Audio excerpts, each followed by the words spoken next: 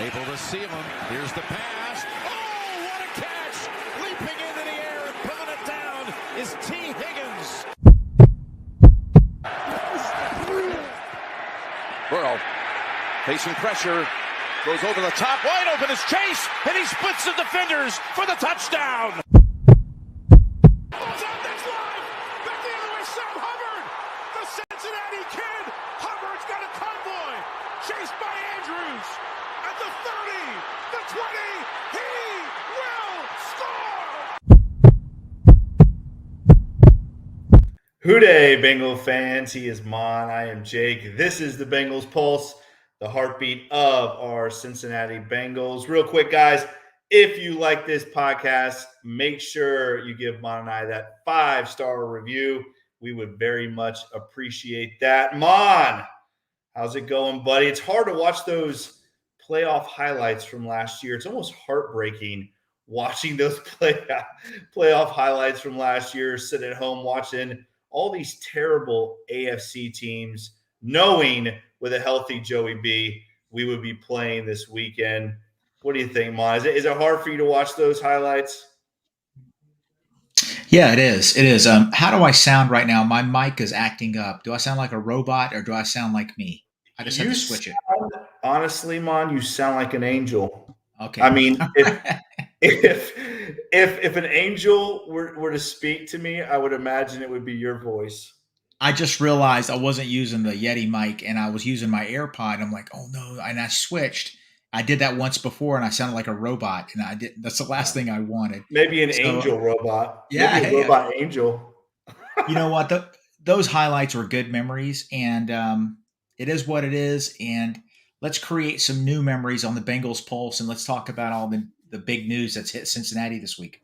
A lot of big news, Mon. Again, I mean, how awesome is it? We get all of this on our show on the day that it happens.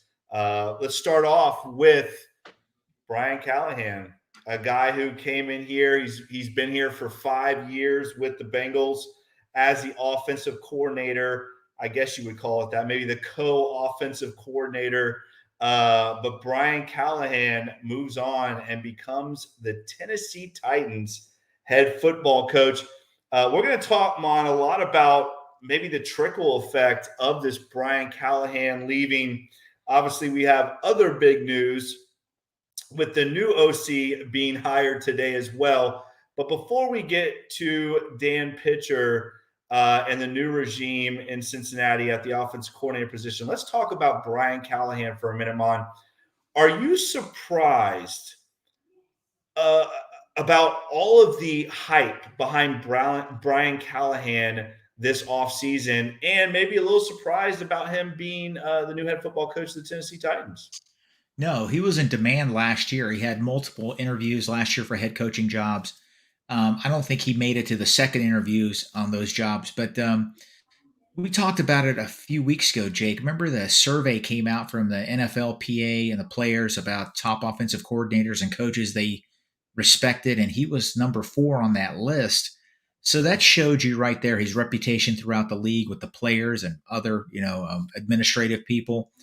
And obviously, when the season ended and at Black Monday, all the coaches were terminated, his name popped up. He was very popular. He had numerous job interviews. And I listened to Jay Morrison's podcast the other day, and he said that I guess he contacted some of his sources in Tennessee, and Tennessee really was zeroing in on him the whole time.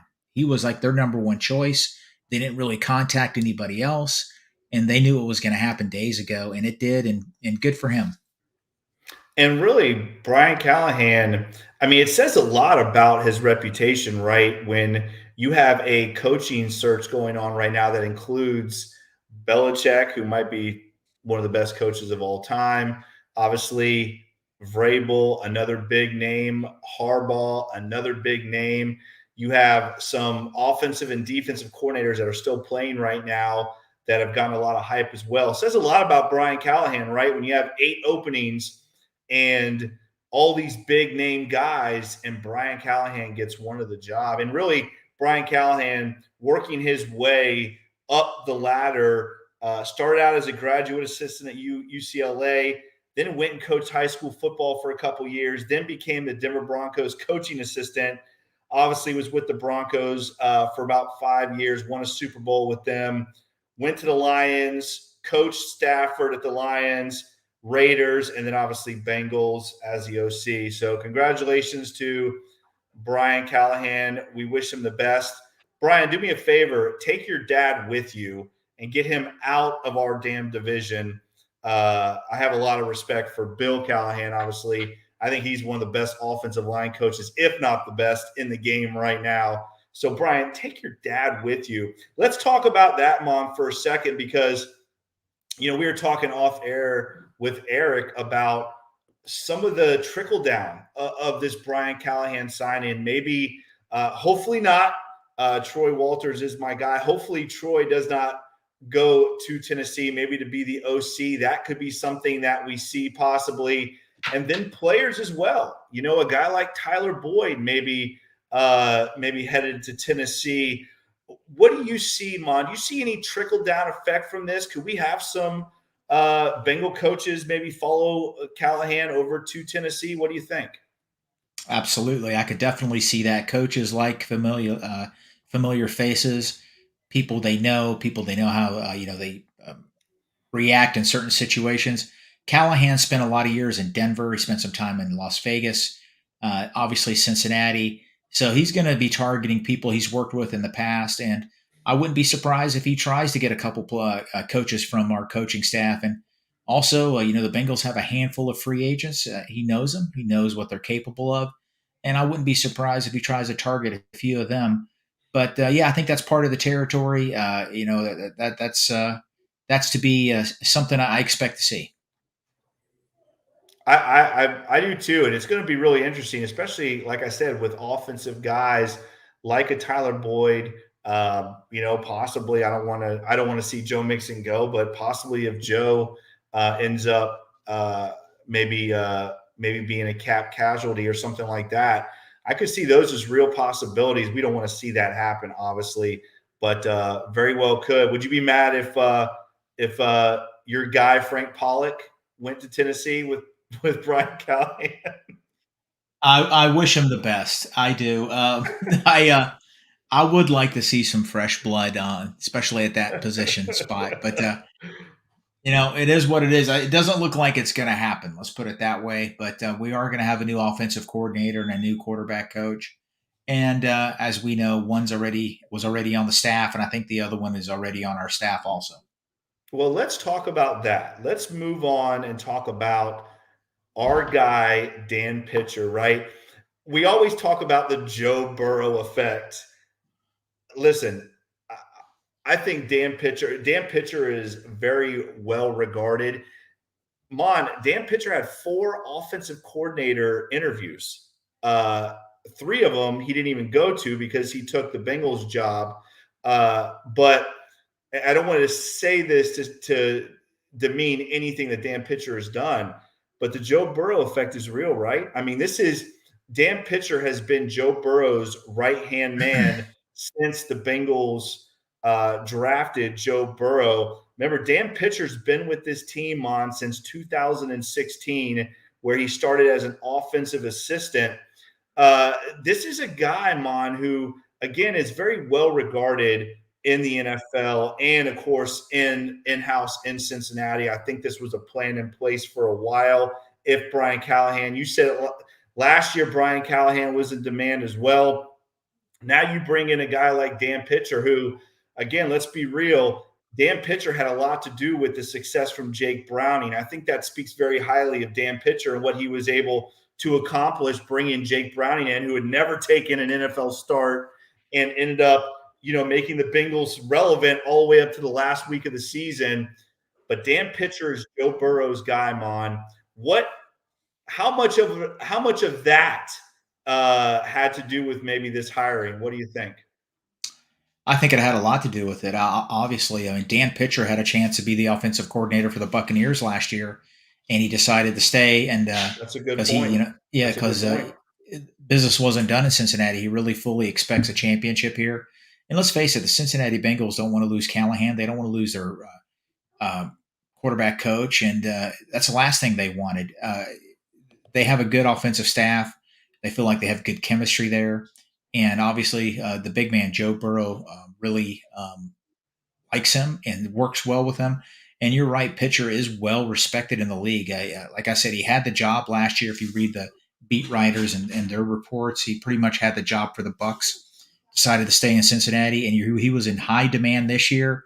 Could have easily been the Saints offensive coordinator or the Patriots potentially. So he had options, and Las Vegas also, because Marvin Lewis is on that staff now. Marvin Lewis hired him, as you mentioned, and he was one of a handful of coaches that stayed. So he obviously impressed Zac Taylor. I'm glad he's here. He's a future head coach himself. If the Bengals blow it up next year and really just go on a tear, I could see Dan Pitcher being a head coach. So we'll see. That Zac Taylor coaching tree is taking root. It is taking root. It is, right? I mean, Lou Anarumo is a guy who was in high demand really the last 2 years, I think we can say. This year, not so much. Obviously, there was a decline there defensively. But let's talk about two things. Number one, Mon, I want to ask you, who is going to be the next quarterback coach for the Cincinnati Bengals? Obviously, we got to fill Dan Pitcher's shoes. What do you think, Mon? Who is some of those guys, or maybe there's one guy in particular that you think might be the new quarterback coach? I think he's the offensive assistant, assistant quarterback coach. I think it's Brad Cragthorpe. His dad used to be a coach for the LSU. His dad was a big time college coach. He coached at LSU, and I think he quarterbacked there also. So he's 31 years old. So I believe he's going to be next in line. Troy Walters also, you mentioned him earlier. He, offensive coordinator at UCF, your alma mater, did really well there. Spent time in Nebraska, so that's a possibility also. And they did interview a handful of people preparing potentially for a pitcher to leave. I don't know if one of those individuals can wind up on the staff for the Bengals, but I believe they're going to go internal, and Cragthorpe is going to be the quarterback coach. Agreed, and you said it right. His dad, Steve, he's got a big time college and was with the Buffalo Bills for a while. Played quarterback at LSU back in 11 and 12. A guy that and his dad, Steve. But yeah, I agree. I think Cragthorpe might be. He's got that blue blood, right? That coach's blue blood, and he could be the next quarterback coach. Another name being thrown around maybe is Alex Van Pelt. Would be interesting to see what happens there. Obviously, he got let go from Cleveland, so might be interesting there. But let's talk about this pitcher signing. And again, we know that Zac Taylor has his hands in this offense, Mon. But is this offense going to look any different now that Dan Pitcher is taking over this offense coordinator position? I mean, obviously, Pitcher and Callahan, two separate individuals. I can see Pitcher wanting to add some wrinkles and things that he likes, maybe that he didn't have that opportunity to do in the past. I think the biggest change of the Bengals offense is going to be what happened after Joe Burrow's injury. I think they altered some things because let's face it, Jake Browning wasn't Joe Burrow. So I think the Bengals offense changed a little bit. Maybe the play calling, maybe some simple, other issues on the offensive line, play calling. I think the offense changed then. And I think Pitcher is going to enhance that. And I think he will have his own little staple on it. But I think the real changes to the offense, that happened the day Joe Burrow was injured. And they had to change some things because the quarterback that replaced Joe wasn't Joe. So they couldn't have him out there, and expect him to be Joe. So, the offense did look a little different. He's still a gunslinger, but I think the offense evolved a little bit after the Burrow injury. Okay, all right. And Eric wanted to remind us too that they had modified Pitcher's contract too, right? With that this possibly could be the situation. You talked about Pitcher not taking the Buccaneers job last year. There was a lot of speculation that maybe there was some backing to this, that his contract was modified, that he would be the next successor. And, again, Joe Burrow is going to get a lot of people jobs, right? He's just one of those guys that is going to get a lot of people jobs. And if you are Dan Pitcher, how can you not take this Bengals position where you're coaching? I mean, argumentatively the best quarterback in the NFL. So it's going to be very interesting to see what happens. With this quarterback coach situation in Cincinnati. Mon, we talked a little bit about off air about Zac Taylor, and you kind of speculated on it here as well. We talked about this offense having to change with Jake Browning coming in. As far as Zac Taylor goes, Mon, really quick before we get into our awards, the job that Zac Taylor did this year, is it his best coaching performance? Not so much as a head coach, but having his hands in that offense, Mon? I think it was a solid coaching performance, and I'll tell you why. I don't want to say it's his best. When you lose your quarterback on offense and your quarterback on defense in DJ Reader, that sets your team back. Joe did play 10 games. Reader played, I think, 11 maybe. Still, th- those are two big hits. And you bring in a quarterback that had never started a game in the NFL. You didn't really have a replacement for Reader. Hey, the Bengals ended up winning 4 of 7 games. And, hats off to him. Are there frustrations there? Are there other things? We've talked about it for weeks on this show. I want this offense to change a little bit. I know it's 2024. I get it. They want to throw the ball 40, 50 times a game. That's the NFL now. But you know what? You get a lot of wear and tear and you get a lot of injuries. And we're seeing that with our quarterback, some of our wide receivers. I hope it continues to evolve. But back to your original question. Yes, it was one hell of a coaching job. I think his best coaching job was 2021. Period. Well, And I mean, it's hard to argue that, but I'm situationally, when we talk about what Zac Taylor dealt with this year, losing. Yeah, that's big. But the reason I say that 2021 historically, you've said it, I've said it previous episodes, arguably one of the worst offensive lines in football, and they found a way to get to a Super Bowl. That's a hell of a job coaching, play calling, and of course, elite athletes. But still, that offensive line was terrible. But no, he did a good job. You got to give him a lot of credit. He deserves it for this year. I would say looking at it from the outside, and obviously 2021 was just an incredible year altogether. But I would say you would definitely have to rank this as one of Zac Taylor's moments.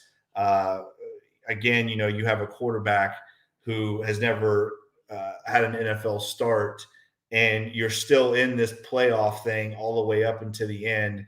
I mean, he went 4-3, and yes, there were some bad calls along the way offensively, but for the Bengals to be relevant after that type of an injury, a lot of teams couldn't survive that, even with the talent that they had. So I do think Zac Taylor did a hell of a job this year. And I don't want that to be overlooked. Obviously, it was a disappointing year, but the job he did, and let's not forget this, Mon. I think this is a big piece of all of that. Remember in 2021, we had kind of a cake schedule. This year, Mon, they went 9-8. They did not have their starting quarterback for 7.5 games. They had the hardest schedule in the NFL. The Bengals' strength of schedule, Mon, this year was almost at 600. The next closest team to the Bengals was the Arizona Cardinals at 540. The Bengals' strength of schedule this year, Mon, was brutal. And let's not forget, 8 of those 9 wins came against teams with winning records. It wasn't like they were beating a bunch of patsies. I'm not saying it's Zac Taylor's best because obviously we went to a Super Bowl. But when you look at that, situationally, again, looking from the outside and situationally, and the strength of the schedule and who the Bengals had to play, and this brutal stretch of games that we had at the end of the year, it's pretty damn impressive. And I don't want that to get overlooked. I think Zac Taylor did a hell of a job this year and earned that contract. All right, Mon, it is time to talk about our end of the season awards. This is one of those favorite moments for you and I. I really enjoy this because I love to see who you pick. Obviously, I'm always right when it comes to these, and you are not. But we're going to do this anyways, just for giggles here, and see where we differ and where we're the same. So, listeners, first of all, guys, thank you once again for joining us tonight. We really appreciate it. We know it's tough talking Bengals after a tough season, but we are still here. Mon and I are still here with you every week to talk about our beloved Bengals. So let's talk about it, Mon. We're going to go straight to the MVP first, Mon. The big award for this season, for the 2023 season, a very tough season, again, with injury and everything else going on. But I'm going to start with you first, and I'm going to let you go. I'm very interested to see who you got here. Mon, who is your Bengals MVP for the 2023 season? And before you answer, Mon, let me just say to our listeners, guys, please give us your guys through each category. I would love to see what you guys think as well. All right, Mon, here we go. Your MVP for 2023, Mon, who is it? Trey Hendrickson. I had it narrowed down to two players, and so I had to go with Trey. You could have made an argument he was a defensive player of the year in the NFL. He was that good, even though the Nationals don't really follow him or give him the props he deserves. He's a one-man wrecking crew, man, and he doesn't really get a lot of help on that line. The Bengals did have over 40 sacks this year, but a lot of the other ones came, just multiple players, 1, 2, 3, maybe 4 sacks. But Trey was a consistent threat. He had another 2 or 3 sacks called back because of holding. When I think about Trey, you see the sack numbers, which are really impressive. But how many holding calls did he cause the left tackle to commit to keep their quarterback from getting hit? To me, Jake, that's a sack. That is the equivalent of a sack. It's a 10-yard penalty. You go back. Okay, you don't lose the down. I get it. But still, that's equivalent of a sack. If you throw in those holding penalties and he sacks, that's 30. This guy was an absolute beast, and I'm glad we signed him to an extension. I have 2 autographed jerseys in my Bengal cave. He's one of them. And Trey Hendrickson is my MVP. I mean, how can I argue that? I really can't. I mean, there's no argument, right? I mean, the guy somehow was in an all-pro, and it's pretty much because the all-pro selection is a joke, I think. He was first team 2023 PFWA All-NFL team, so he did get that recognition. It was him and Myles Garrett, the 2 defensive ends that made first team for the PFWA. So how can you not give it to Trey? But I'm going to go a different route, Mon. I'm going to go a different route. And it's going to be a route that some people might not agree with, but I'm going to give my argument why. My 2023 MVP, Mon, is Joe Mixon. Joe Mixon is my 2023 MVP for this Bengals team, and I'm going to give you a couple reasons why. Okay, number one, obviously, Joe Mixon finishes with 1,400 total yards. Right, had over 1,000 yards rushing, averaged 4 yards a carry, had 9 rushing touchdowns. I think he had 12 total touchdowns. But I'm going to tell you why Joe Mixon is my MVP. 2 reasons. Number one, when your starting quarterback goes down, you have to be able to rely, if you have that kind of guy at running back. And they were able to do that with Joe Mixon. Joe Mixon is one of the main reasons why this Bengals team was relevant at the end of the year after Jake Browning went down. Let's not forget that incredible run on fourth down against the Minnesota Vikings that even gave the Bengals an opportunity to play for a playoff spot. Joe Mixon was, to me, just as big of a factor as Trey Hendrickson. Now, again, I'm not going to argue the Trey Hendrickson thing. I don't think you can. But I want to make sure that Joe Mixon gets his props. The man was an absolute beast this year, and I hope he's a Bengal in 2024. My 2023 MVP, Joe Mixon, my guy. Congratulations to you, Joe. Again, I think he had a great year. What do you think about Joe Mixon? I love it. That was my second choice. I narrowed it down to two. He's my honorable mention. The thing about Joe Mixon, you mentioned the stats. 12 touchdown, 1,400 all-purpose yards. There's a lot of people on Twitter that just don't like him. The battles we had, and they're still bringing up these little negative things. He's not explosive. He's only going to give you 4 yards.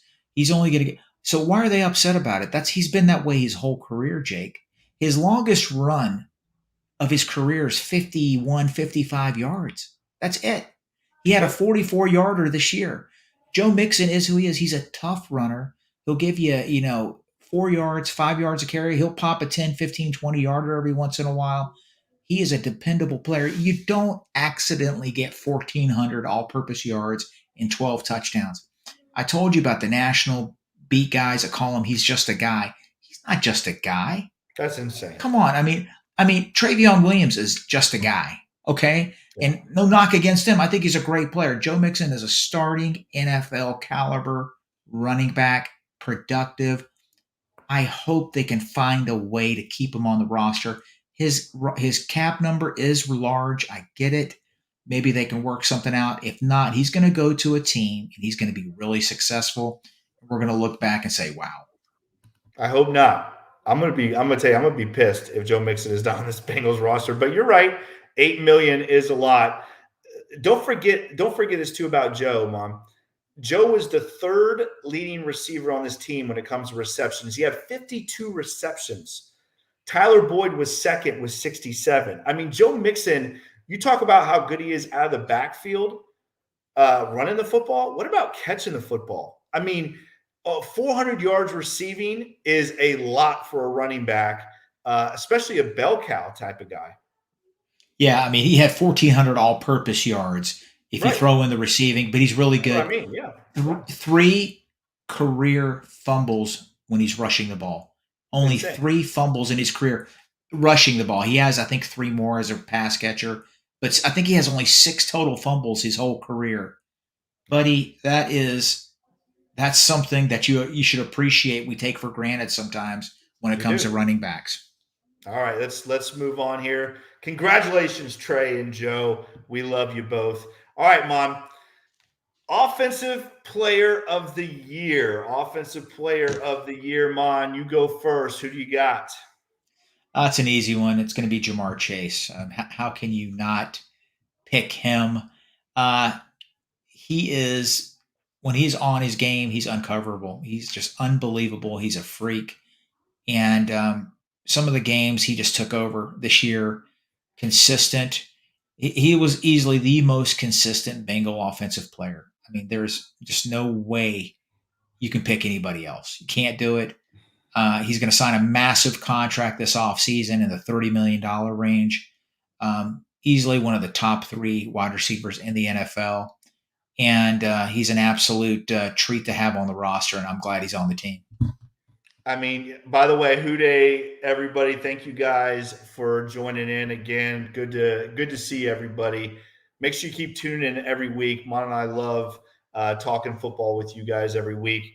I agree. I mean, how can you not go Jamar Chase? This is clear cut, done deal. Ooh, I got the Jamar Chase with the white jersey. That's clean. Thank you, Eric. I like that. Yes, man. I mean, 100 receptions, Mon. Again, let's not forget this.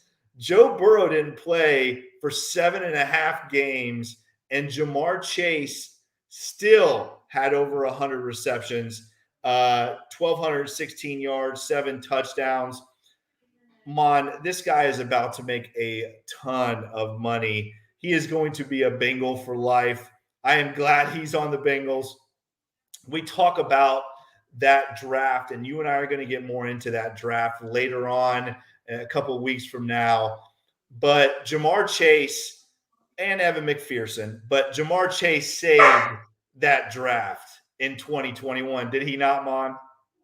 He did. If it wasn't He for saved the him draft. and Oh if it God. wasn't for him and McPherson, there would that. I mean, that draft would be an F. It'd be an absolute F without Jamar Chase and McPherson. Yeah, absolutely. So, Jamar Chase, congratulations. We love you, Jamar. Offensive Player of the Year. All right, that means Defensive Player of the Year is up. Mon, who you got for your Defensive Player of the Year? I already mentioned him earlier. It's Trey Hendrickson. It can't be anybody else. It cannot be. I'm sorry. It can't be anybody else. He was easily the best player on the defense, the most consistent player. You could make solid arguments. I mean, these are solid arguments. He could have been Defensive Player of the Year. You can. He was dominant, and as I mentioned, all the holding calls he caused left tackles to do to keep him from killing their quarterback. That's like a sack to me. Trey Hendrickson, and we got him for another 2 years. I'm going to surprise you, Mon. I'm going to surprise you with this one. My Defensive Player of the Year is Trey Hendrickson. I'm not going to surprise you. Let me say this about Trey Hendrickson. Let me say this. You talked about him being Defensive Player of the Year, and I'm going to be honest with you. I think he should have been. And I'm not saying that because I'm a homer. I know I am a homer. I know I am. But I'm not saying that because I'm a homer. I'm saying that, Mon, because when you look at these other rush ends, right, that we're talking about, Myles Garrett, TJ Watt, those guys have other guys that are helping take some of the pressure off. Trey Hendrickson was by himself this year, Mon. He was by himself. You talked about it. This man generated half of the Bengals sacks this year by himself. There is no way, first of all, that Trey Hendrickson should not have been an All-Pro. He should have been first-team All-Pro. He should be in the talks for Defensive Player of the Year. He is that. He absolutely takes games over. And the only other two guys that does that is TJ Watt and Myles Garrett. Those are the only other two guys that do what Trey Hendrickson does. But those guys have other guys on that front with them. Trey Hendrickson doesn't have anyone else. I love Sam Hubbard. He's one of my favorite Bengals. But when you talk about guys having to take double teams and do all these other things and, opening up rush lanes for these other guys, Trey Hendrickson doesn't have that. I mean, Jake, when you're playing the Bengals, Mon, and you're on offense, your goal is don't let Trey Hendrickson wreck this game. I hear you. He is an absolute beast, and just imagine what he can do if they figure out what they're going to do with interior pass rush pressure. We have never replaced Larry Ogunjobi. Hendrickson and Hubbard, a good tandem. Hubbard this year off year because I think he had the high ankle sprain. He's playing injured. Tough as nails. Yeah, but with Myles Murphy, more of a platoon system. These guys come and keep people fresh. Hendrickson could get 20 sacks easy because let's say they draft a defensive tackle that can help out BJ Hill. Give BJ Hill a breather, make him more effective. He's pretty much doing it all by himself, and a little more help, a little more consistent pressure from the other end and other positions on that defensive line. It's going to make Trey better, and that should scare the NFL. What's the opposite rush end for the Pittsburgh Steelers? I've been trying to think of his name. What's his name? Oh, 56. That's Yeah, 56. What's his name? Highsmith. Highsmith. Can Yeah. you imagine, Mon? Can you imagine if the Bengals had a guy like Highsmith opposite of Trey Hendrickson? Could you imagine what Trey Hendrickson's numbers would be? It would be insane. It would be absolutely insane, Mon. They have a roster full of defensive linemen. They have Hayward. They have Keanu Benton. They have a bunch of guys that can produce, that can, put pressure up the middle. Listen, Hendrickson is one hell of a football player. When the Bengals figure out some more consistent pressure from those other areas, he's just going to get better. I just said it. When that happens, the NFL's already scared of him. I think it's going to be worse. Agreed. Here we go. All right, let's move on. Trey Hendrickson, you're the dude. We love you. I'm glad you're going to be a Bengal for the next 2 years. All right, here we go. Offensive Rookie of the Year. This could be a tough one. I'm very interested to see what you put here. Mon, who is your Offensive Rookie of the Year?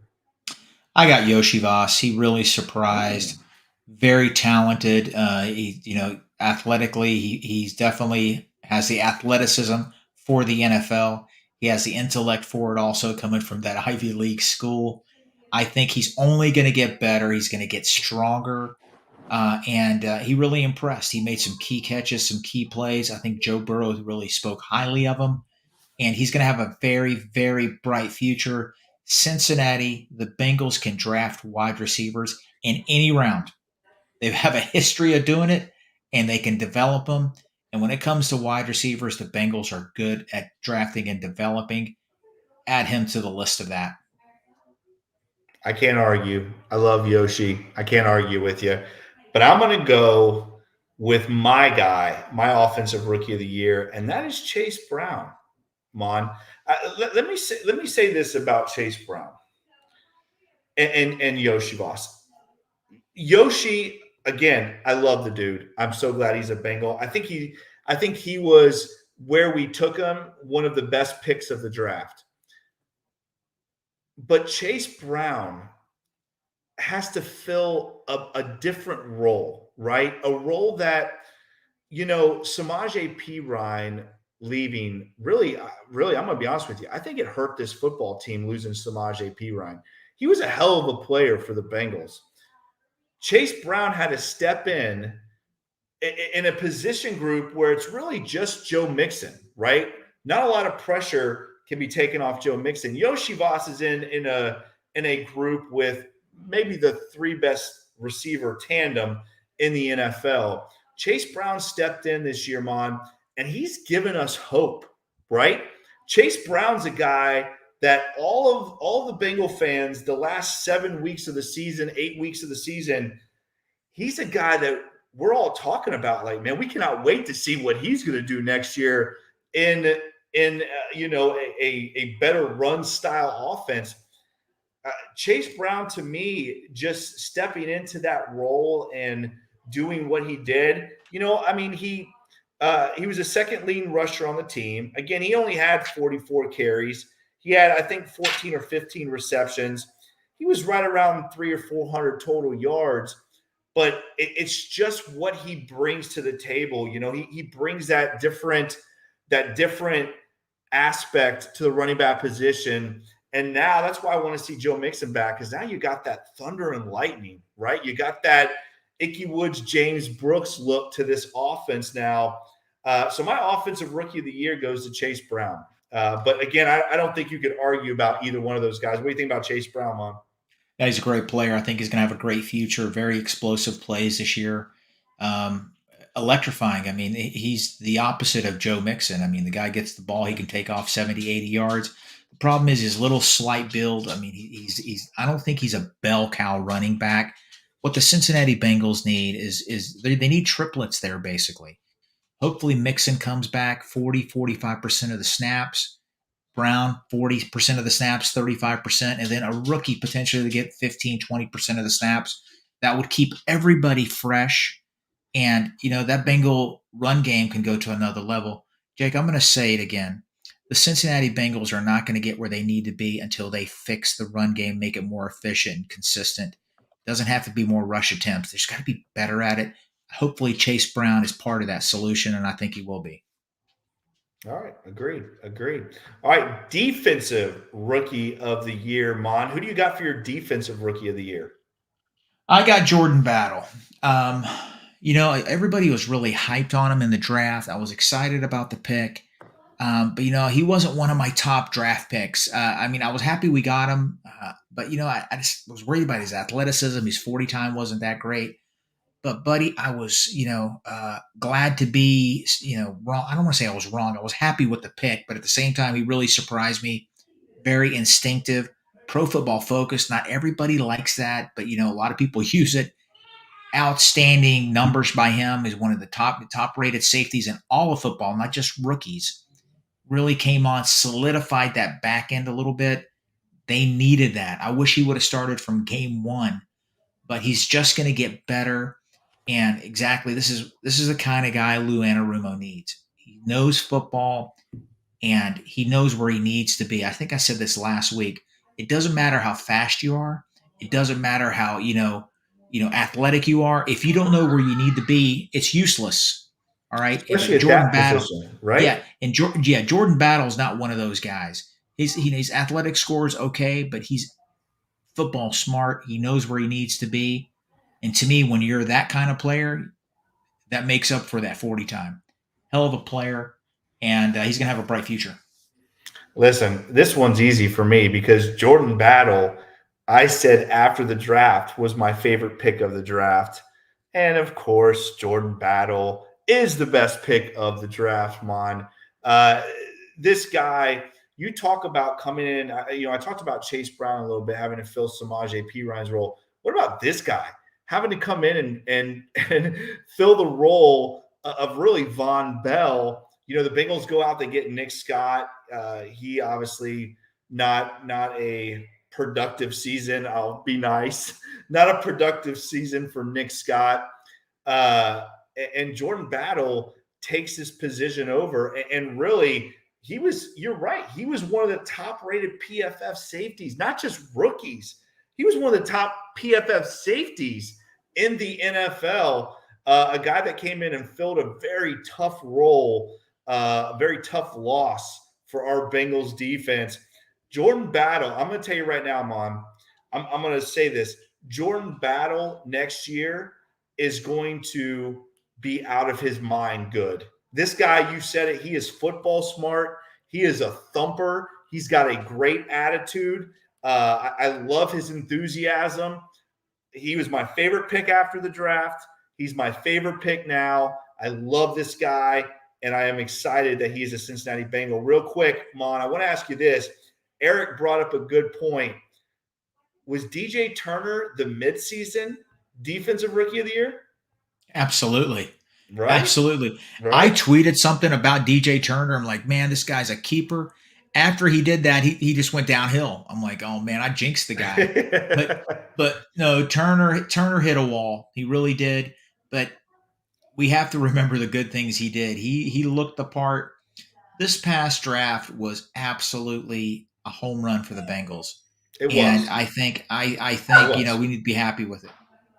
I think, the Miles Murphy thing, if the Miles Murphy thing ends up and Miles ends up being what we hope he is, I'm agree with you. This draft was a home run, and the Bengals needed it, Mon, right? Because we've had two rough drafts. Well, last year's wasn't too bad, but 21, we'll talk about that one later.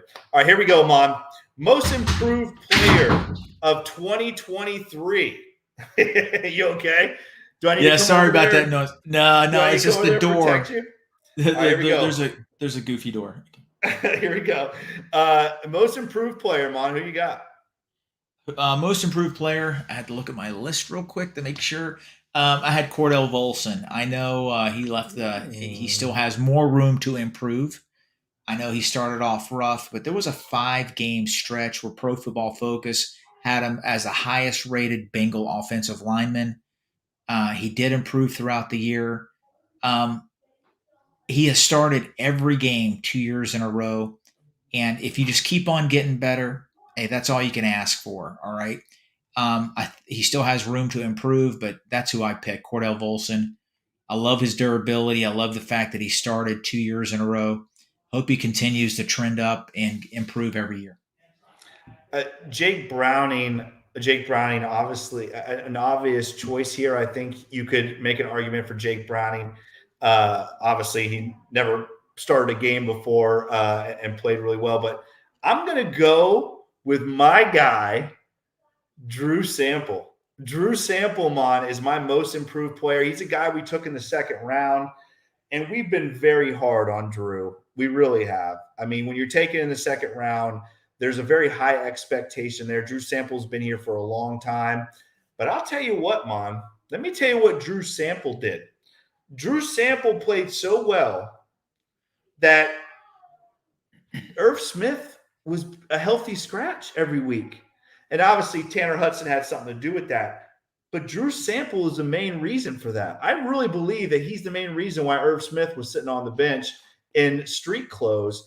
Drew Sample played his ass off. Mon, he is one of the best inline blockers that we have on this football team. You saw, whether it's Joe Burrow or Jake Browning back there, when they needed an extra blocker, they brought him at an H-back and stuck him right in the middle of that offensive line to help with pass pro. He scored some touchdowns. I mean, what does Drew Sample not do, man? The guy is just a dude. He's really turning into a good player, a solid player. I hope he's back on the Bengals next year. My most improved goes to Drew Sample. I like the Cordell Volson one too. I don't think you go wrong with either one of these guys. No, All right. no, Sample's a good pick. Sample's a good pick. No, Sample's a good pick. He's always been known as a blocker. He's taken it up a notch. I think he's going to be a key pickup. Hopefully, he doesn't go to Tennessee and follow Callahan. Yeah, don't say that. All right. Surprise overachiever, Mon. Who is your surprise? The guy that you were like, wow, I like this guy. Look what this guy can do. Who's your surprise overachiever? Tanner Hudson. I'm not going to lie to you. It was nothing personal. There was so much hype early in the season. I mean, I joked around like, man, don't turn this guy into Gronk. It's not fair to him. Came in, played really well. He had bounced around a few NFL teams. I wasn't that high on him. I was wrong. He was a good player. He played really well, and I'm glad to be wrong. My takes aren't always right, but he played good. I hope he's on the team next year. I think he'll play a good part. Cincinnati, after the Burrow injury, they had 4 tight ends active majority of the games after that. And having him on there, he was a receiving threat, did really well. The quarterbacks both seemed to like him. I remember Joe Burrow really talked him up big time too. So he's my surprise overachiever. My surprise overachiever is Tanner Hudson. I'm right there with you. Oh, Eric, you can only find one picture of Tanner Hudson. All right, Tanner Hudson, my surprise overachiever, although not too surprised, Mon, because unlike my counterpart in Mon Abahasan, Jake Owens from day one was very excited about Tanner Hudson. Mon ended up being our best tight end on this roster, and there's no doubt he will be a Bengal next year. I think Joe Burrow loves this guy. I think he could be a guy that could really open this offense up, a guy that, at the tight end position that we haven't seen in a while. And I'll tell you this, with his helmet off, looks a lot like Tyler Eifert. So brings back some good memories there. Like him. He does. But I love this guy. I hope he's a Bengal next year. My surprise overachiever, Tanner Hudson as well. All right, Mon. Moving on. Surprise underachiever, Mon. Who is your surprise underachiever? Zach Carter. Carter. I believe in, if anybody that knows Zach Carter, if he's watching the show, I don't know if he does, it's not personal. I think he could still have a bright future. The only reason I say that, he was really hyped up, transformed his body, worked out really hard. A lot of Bengal fans, maybe it wasn't fair to him. A lot of people talked him up, expecting him to take that big leap in year 2. It didn't happen. And you know what? The Cincinnati Bengals they weren't really aggressive reinforcing the trenches. They thought he was going to take that next step. It didn't happen. Can it happen in year 3? Absolutely, it can. But from what we've seen in the first 2 years, he's going to have to continue improving. The one thing about Zach Carter, he didn't really play defensive tackle at Florida. He was a defensive end. They did move him in sometimes. It wasn't really fair to him. Maybe he's still trying to figure things out there. He'll get a third year, and I still expect the Cincinnati Bengals to be very aggressive at that spot in free agency. Okay, I'll go with Zach Carter. Again, like you said, the Bengals put a lot of weight into Zach Carter this year and did not pan out. By the way, Eric texted us. I don't know if you saw it, but Eric texted us and said the reason why he put both of those Tanner Hudson pictures, because Tanner Hudson's like jumping and kicking, and Eric said it's like he's kicking Irv Smith off the roster. Not nice, Eric. Not nice. But funny. All right, my surprise underachiever, I'm going to get probably yelled at for this, but I'm going to go with Tyler Boyd. Mon, this is tough for me because I'm a huge Tyler Boyd fan. I love Tyler Boyd. He is one of my favorite Bengals on this roster. But I can honestly say, besides losing the leadership in the locker room and all of that, that stuff is very important. As far as his play goes, if he's not here next year, I'm not really sure we're losing much when it comes to his play. And I hate to say that because I love Tyler Boyd. But, his play this year was very, very inconsistent. Now, obviously, he had that great play against the Vikings. Helped win the Bengals a football game. But the Houston game, big drop. I mean, there are 4 or 5 games you can talk about him having a very big drop. A lot of inconsistency that we're not used to seeing from Tyler Boyd. And, there were a lot of games where he just disappeared, where he wasn't even that much, whether that's offensive game planning or Tyler Boyd's play. I don't know what you would say, but what do you think about Tyler Boyd? Do you agree at all with me, just a little bit, about Tyler Boyd? Jake, I don't, and I'll tell you why. Okay, tell me why. I agree with this. He had the biggest high profile drop of the year, cost us a game. He had another big drop in the Texans game. He had another one. I think was it the game before the Kansas City game? Was it? He had another big drop. I forget which one it was. It was the Kansas City game. Remember he ran that wheel route? Yes. Let's go back to the Texans game real quick. That cost us the game. I just look at it this way. He makes $10 million a year. He's got to make the play. I agree. I caught a lot of heck on Twitter from that. Jake, I could have a list of 20 plays from star players where they had key penalties, key drops, key interceptions that cost the Bengals a game. And I think just because it happened at that time, it's just amplified. It is. Yeah, it was. I get it. He wasn't used that much. I don't think he's the fastest guy. He is a slot player. He's not an outside wide receiver. He's been in the league for a while. I just think I'm just looking at the overall, his whole career as a Bengal. I think it's been solid. You remember, listen, in year 2, there was talks about cutting Tyler Boyd. Remember that? He had that DUI, had other issues. The Bengals are fed up. Are we going to cut this guy? And then he turned his career around, became a great Bengal. And no, I mean, I get it. I get where you're coming from. He did have some monumental drops that did cost us a game. I totally get it. And I think it's just amplified because at that key moment. But there was a lot of star players for the Bengals that, Joe threw that horrible interception against the Geno Stone. We score on that play. I think we win the game. I think we beat the Ravens. It was in Cincinnati week 2. I agree. But it is what it is, Yeah, I don't disagree with that. Again, I love Tyler Boyd. I want to find this really quick before we do our last one. I think it was Matt. Yeah, Matt said Joseph Asai. That's a good one. And I'm going to say this, Matt. He was my next choice. It was between Tyler Boyd and Joseph Asai. Matt, that is a home run, Matt. I think that is an easy one. Joseph Asai is a great one, but an easy one to put in that underachiever. Right, Mom? Yeah, that's a big one. Listen, Roshan's bringing up some good ones. but some of the other fans just understand we're not putting the rookies in most disappointing and all that because they didn't. It's their rookie year. It's Yeah. mostly veterans, guys that have been here a year or two. The rookies we did, rookie of the year, offense, defense. So some of the rookies like Brad Robbins and all that, they're not going to be the most disappointing because we're picking veterans. Yeah, agreed. Agreed. Again, I want to say this too. One more thing about Tyler Boyd. I love you, Tyler Boyd. If you're a Bengal, I will still be happy if you're a Bengal. If you're not a Bengal, I will wish you the best, and you will always be one of my favorite Bengals.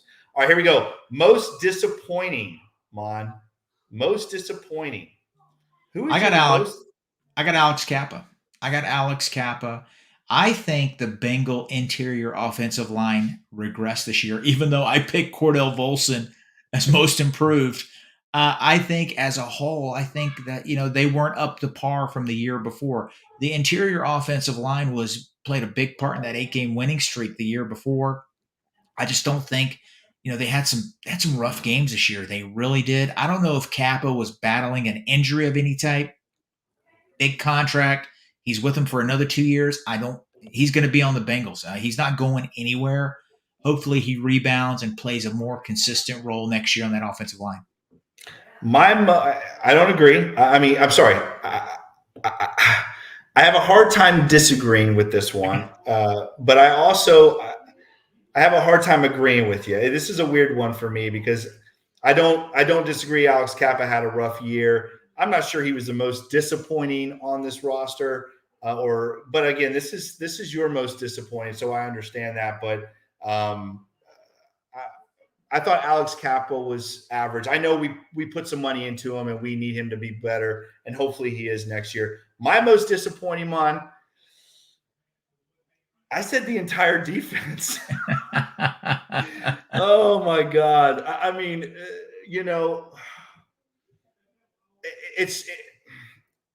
we had some great moments this year with the defense.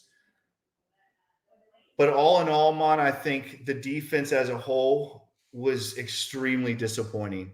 I think this is a defense that we came into this season expecting big things from, right? This is really year 3 with the majority of these guys. I mean, obviously, I know we lost Jesse Bates and Von Bell, but the entire defense as a whole was just absolutely atrocious. We talk about big plays. We talk about, where the Bengals were ranked 31st in defense, 32nd in defense. I mean, that was a week-to-week thing.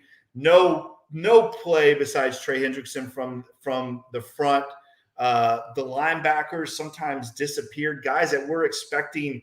I mean, Logan Wilson and Jermaine Pratt, the way they played last year and what we got this year, Cheeto, I mean, just the list goes, Dax Hill and those, I mean, the list goes on and on. I think as a whole, it's so hard for me not to say the entire I don't think I could pick one guy because the defense played so bad this year, Mom. What do you think about me with the defense? It's hard to disagree with you. I mean, the stats show it. They had a very bad year. We both said it. I said it a few weeks ago. It was a lack of complementary football. Jake, let's just go back to week 1. The Cincinnati Bengals are starting Dax Hill the first year as a starter. I didn't put him disappointing because it's his first year as a starter.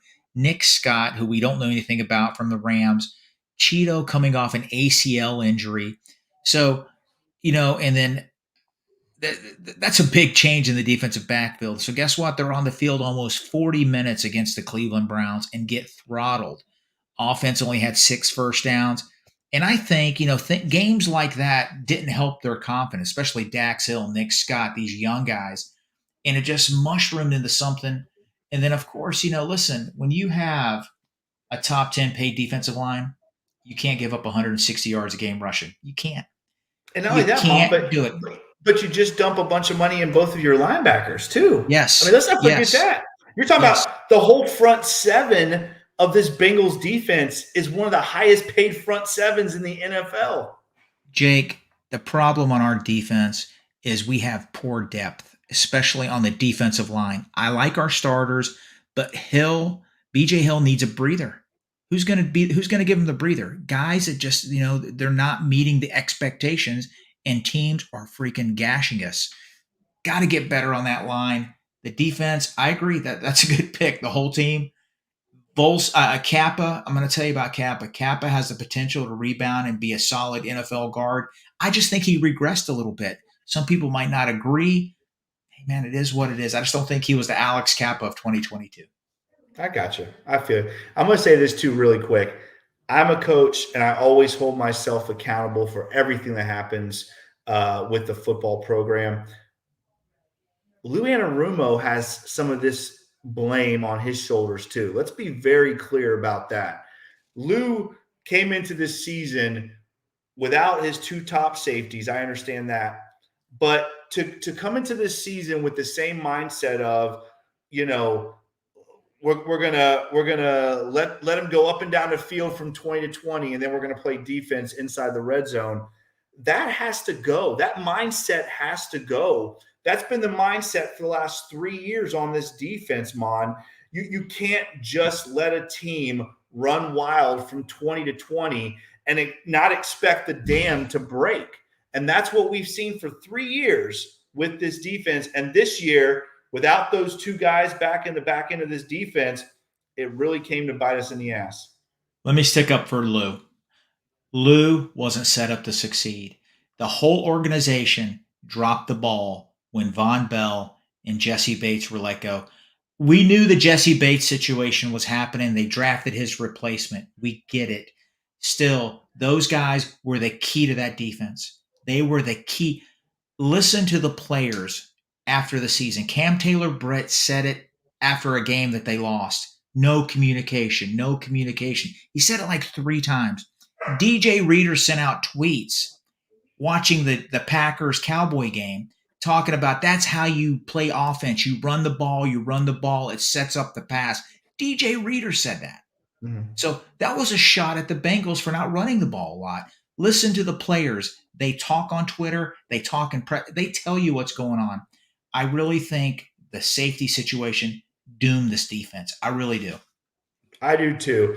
But I do agree with you too. You look at the replacements, right? Zach Carter, Nick Scott.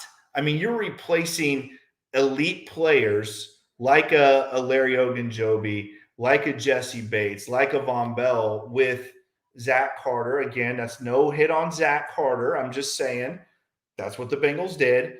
And Nick Scott, and it just did not work out. This defense hopefully rebounds back. We're going to talk about that in the upcoming shows, how this defense needs to attack the trenches. All right, that is another edition of the Bengals Pulse. As always, guys, if you like this podcast, make sure you like, share, and subscribe to this podcast. Make sure you check us out on all the awesome podcast platforms, Apple, Stitcher, Spotify. Again, if you like this podcast, guys, make sure you give us that 5-star review. We very much appreciate that. As always, follow Mon on Twitter at TheFireMon. Follow me on Twitter at Coach Jake Owens9. Follow Eric on Twitter at eFlash with 2 H's 88. Follow the Wincinnati Podcast Network on Twitter at Wincinnati Pod. And as always, follow the Bengals Pulse on Twitter at Bengals_Pulse9. On Instagram, the same without the app, Bengals_Pulse9. And as always, check out all the awesome podcasts right here on the Wincinnati Podcast Network. Mom, before we leave, Chiefs or Ravens, who do you want to win? Go Kansas City. Go Pat Mahomes. Go Kelsey. I know. Isn't it? I'm with you. Aaron. I'm rooting for the Chiefs. It makes me want to vomit. It makes me want to vomit. When I say go Chiefs, it's like I'm gagging when I say go Chiefs, but we need the Chiefs to win this game. I do not want the Raven. That classless organization, I cannot stand them. All right, he is Mon. I am Jake. This is the Bengals Pulse. Hoo day, Bengal fans. We will see you next week.